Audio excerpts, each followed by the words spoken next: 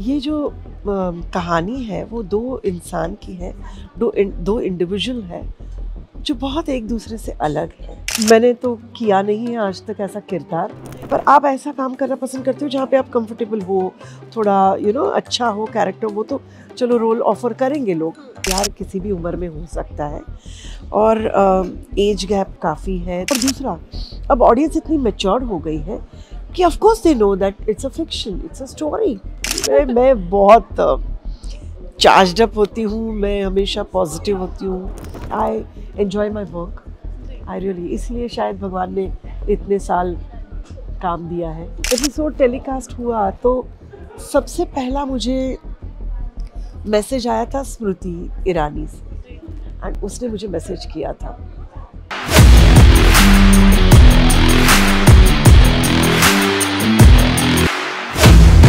Hello everyone, आप लोग देख रहे हैं ABP live as well as ENT live. आपके साथ मैं हूं वंशिका शर्मा और मेरे साथ जो हंसते हैं इन्हें आप लोग अब तक देख के पहचान गए होंगे। वंदना जी, कैसी हैं आप? बहुत अच्छी हूँ, thank you so much. Comedy की क्वीन। मैं तो आपको जेन्युइनली बोलूँगी, मैं तो बचपन से देखती हुई आई हूँ। प्लस घर में एक अलग सा ना माहौल बन जाता है जब भी हम आपका कोई भी शो देखते हैं। अभी तो फिलहाल 8-9 साल से थोड़ा सा टीवी से दूर थी, लेकिन अब फाइनली शी इज़ बैक। कैसा लग रहा है? बहुत एक्साइटेड हूँ, बहुत अच्छा लग रहा है। ऐसा लग रहा है वापस आ गई हूँ और शो इतना बढ़िया है तो, और रिस्पांस इतना आज अच्छा मिला तो बहुत अच्छा लग रहा है। अभी तो लोगों ने पहली झलक देखी है, आप थोड़ा सा हमें स्टोरी के बारे में ब्रीफ करना चाहेंगे? ज़रूर। बहुत ही सुंदर है ये कहानी, तुम से तुम तक। टाइटल ही बहुत अच्छा है। ये जो कहानी है वो दो इंसान की है, दो इंडिविजुअल है जो बहुत एक दूसरे से अलग है। और उसमें मैं हूँ, वो मेरा नाम है गायत्री देवी, और मेरा किरदार जो है वो जो मैं हूँ उससे काफ़ी अलग हूँ। बहुत ही ग्रेसफुल, बहुत ही ठरेल, बहुत ही वॉइस, पूरा फैमिली बिजनेस संभालने वाली, मैच्योर्ड, एक स्टिलनेस है उसके अंदर। और अभी तो एज ऑफ नाउ उसका ध्येय एक ही है कि भाई आर्य की शादी हो जाए। And very supportive, very very very supportive to Arya, towards Arya. और मैंने तो किया नहीं है आज तक ऐसा किरदार, तो I was very excited to come back on television with such beautiful role which was offered to me by Prateek and Parth. और दूसरा होता क्या है कि आप अगर काफ़ी टाइम के बाद आते हो ना तो ऑफर्स तो बहुत आते हैं आपको, ऑफ कोर्स, पर आप ऐसा काम करना पसंद करते हो जहाँ पे आप कंफर्टेबल हो, थोड़ा अच्छा हो कैरेक्टर, वो तो चलो रोल ऑफर करेंगे लोग, बट आप कंफर्टेबल हो जिनके साथ आपको लगता है कि रोल भी अच्छा है और माहौल भी अच्छा है। So for me it was like both. जैसे कि आपने अपने किरदार के बारे में बताया, आप एक माँ का किरदार निभा रही है जिसका बस गोल ये है कि मेरे को अपने बेटे की शादी करवानी है। टिपिकल जैसे इंडियन मॉम्स होती है। सो आई गेस आप रिलेट बहुत ज्यादा कर पा रही होंगी इससे। और ऑडियंस भी रिलेट करेगी। ऑडियंस रिलेट करेगी। लेकिन मैम एक चीज़ है, एज गैप जो दिखाया गया है, 19 साल की लड़की है, 46 ईयर ओल्ड मैन है, तो ये जो लव स्टोरी है काफ़ी डिफिकल्ट होने वाली है, काफ़ी ज़्यादा अप्स एंड डाउन्स आने वाले हैं, आई एम श्योर। बट अगर हम रियल लाइफ में देखें, सो क्या सही में उस चीज़ को माना जाता है कि प्यार की कोई एज लिमिट नहीं होती, कभी भी हो सकता है, किसी से भी हो सकता है? देखिए, बात तो सही है, प्यार किसी भी उम्र में हो सकता है और एज गैप काफ़ी है, तो हम मतलब ये तो प्रमोट नहीं कर रहे कि ये ऐसे ही करो या but you have to understand that this is a story, तो स्टोरी बता रहे हैं ये लोग भी जब देखेंगे तो कितने सारे हमें कमेंट्स मैंने देखे हैं जो they are eagerly waiting for this show. तो ये जब आप फिल्म देखें, सीरियल देखेंगे तो आपको समझ में आएगा कि ये एज जो है वो कोई सेंट्रल उसके बारे में नहीं है कि it's only revolving around the age factor. No no no, you will forget about it. It's about individual emotions. It's about compassion. It's about how the characters are. दो अलग individuals हैं, and when they come together, किस वक्त आते हैं, on which circumstances. तो ये सारी चीज़ें हैं. तो उस वक्त आपको कभी ऐसा लगेगा नहीं कि अरे यार ये क्या देख रहा हूँ मैं या क्या देख रही हूँ, कि ये दोनों एज डिफरेंस है. नहीं, ऐसा नहीं है. और दूसरा, अब ऑडियंस इतनी मैच्योर्ड हो गई है कि of course they know that it's a fiction, it's a story.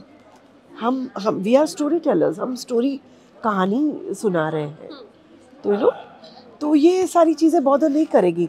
End of course काफ़ी सारी चीज़ें रिलेटेबल है, तो they will relate to it कि यू नो किस वजह से ये सारी चीज़ें हो रही है और किस वजह से ये दोनों मिले, कहाँ मिले, कैसी कंडीशंस में मिले, क्या हुआ है. तो ये सारी चीज़ें काफ़ी, तो people will definitely go love it. I am sure people are gonna love it.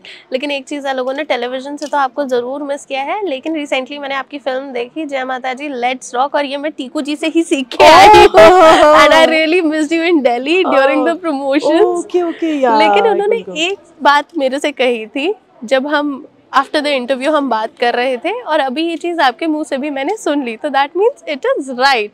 LHS equal to RHS हो गया. उन्होंने ये बोला था वंदना जी कभी नहीं थकती, और ये चीज़ अभी मैंने देख भी ली है.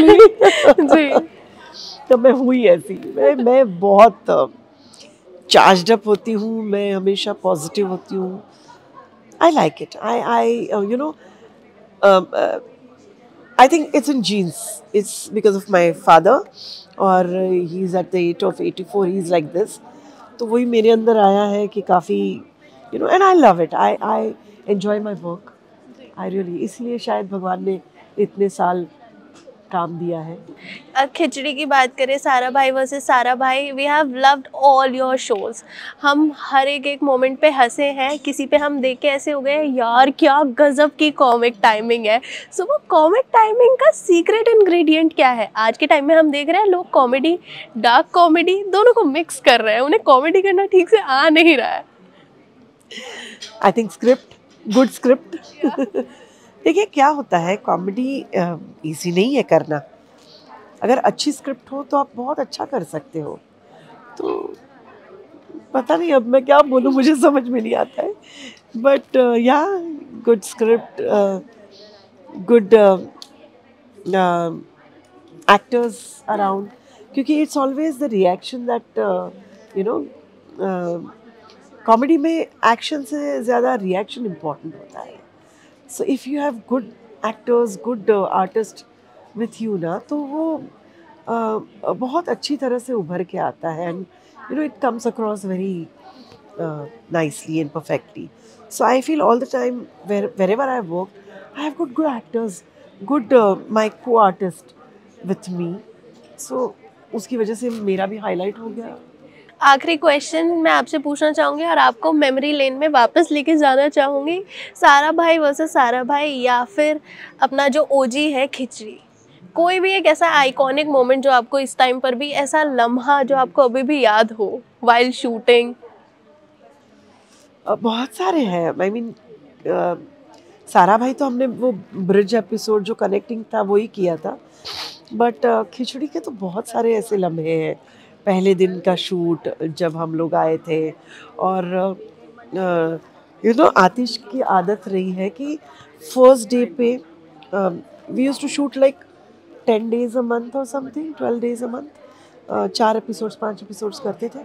और बाद में क्योंकि वीकली था, तो आतिश की आदत रही है कि फर्स्ट डे पे सब सारे जो 4 एपिसोड्स करेंगे वो सारे एपिसोड्स वो बता देता था कि क्या एपिसोड है. एंड बाद में आज के दिन का जो सीन है वो पढ़ता था. एंड अभी तक हम लोग कभी स्क्रिप्ट हाथ में नहीं ली खिचड़ी में, नेवर. हमारे हाथ में नहीं. आतिश एक बार बोल जाता था, हम लोग बोल देते थे. तो पहला दिन याद है जब हम लोग सब मंडली जमा के बैठे थे, एंड ऑलमोस्ट लाइक दोपहर तक हमने कोई काम ही शुरू नहीं किया था. वी वर सो एक्साइटेड कि हम लोग सब साथ में हैं, मिले हैं.